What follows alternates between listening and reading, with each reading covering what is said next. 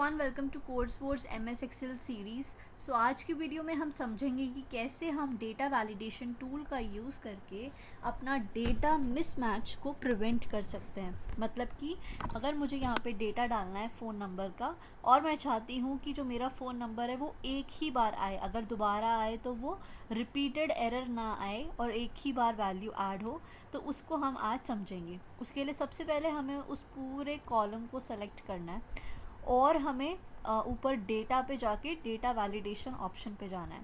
Data validation option पे जाने के बाद हमें एनी वैल्यू में सेलेक्ट करना है कस्टम, और यहाँ पे अब हमें फॉर्मूलाज लिखना है। फॉर्मूलाज में हमें सबसे पहले लिखना है इज़ इक्वल्स टू लिखने के बाद हमें यहाँ पे लिखना है काउंट इफ़ का फॉर्मूला लगाना है। उसके बाद हमें ब्रैकेट ओपन करना है। यहाँ पे हमें इस कॉलम को पूरा सेलेक्ट करना है और अभी हमें यहाँ पे फर्स्ट वाले सेल को सेलेक्ट करेंगे, ब्रैकेट क्लोज करेंगे, इज़ इक्वल्स टू 1 करेंगे, क्योंकि यहाँ 1 हमने इसलिए लिखा है क्योंकि हमें वैल्यू सिर्फ एक ही बार चाहिए, और इसको ओके कर देंगे। तो यहाँ पे हमारा फॉर्मूला लग चुका है।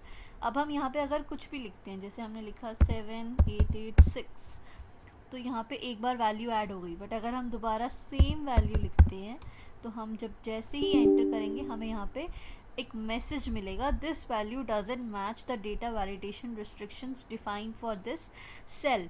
तो जो भी हमने रिस्ट्रिक्शंस लगाई हैं कि जो एक नंबर है या फिर जो एक वैल्यू है वो एक ही बार आए, वो मेट नहीं हो रहा है, यहाँ पे रिपीटेड आ रहा है, तो इसीलिए यहाँ पे एरर आ गया है। तो जब भी हमें कुछ डेटा वैलिडेशन का काम करना है या फिर कुछ डेटा ऐड करना है और हम चाहते हैं कि एक चीज़ सिर्फ एक ही बार ऐड हो, बार बार गलती से ऐड ना हो, उसके लिए हमें इस ऑप्शन को यूज़ करना है।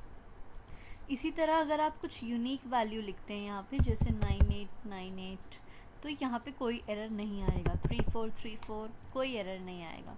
बट अगर हम सेम वैल्यू रिपीट करते हैं, जैसे मैंने लिखा 9898 जो कि सेकंड वैल्यू है, तो हमें यहाँ पे एरर मिलेगा।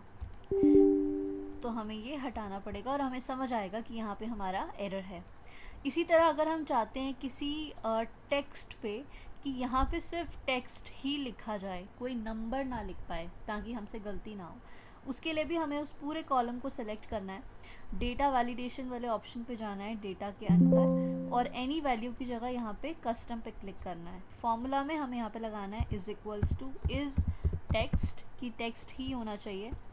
ब्रैकेट क्लोज करना है हमें, और ओपन करना है, फर्स्ट वाले सेल को सेलेक्ट करना है, क्लोज करना है और ओके करना है।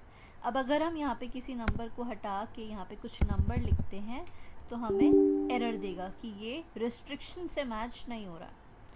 इसी तरह अगर नंबर वाले ऑप्शन में हम चाहते हैं कि सिर्फ नंबर ही लिखे जाएं, कोई टेक्स्ट ना लिखे, इसके लिए भी हमें डेटा वाले ऑप्शन पे जाके डेटा वैलिडेशन में जाना है और यहाँ पे हमें कस्टम पे क्लिक करना है।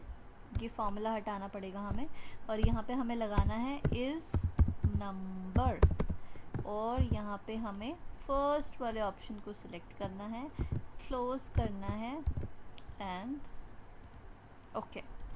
तो अभी ये नंबर लिखा है, यहाँ पे कुछ प्रॉब्लम नहीं है। बट अगर हम यहाँ पे कुछ टाइप करते हैं कुछ भी, तो यहाँ पे एरर आएगा। तो इसका मतलब ये है कि यहाँ पे हम कोई टेक्स्ट है तो नंबर नहीं लिख सकते, यहाँ पे नंबर है तो हम टेक्स्ट नहीं लिख सकते। तो इस तरह से हम अपना डेटा और ज़्यादा एनहांस कर सकते हैं और गलती होने के चांसेस बचा सकते हैं। अगर ये वीडियो अच्छी लगी तो do like, share and subscribe, and thank you for watching this video.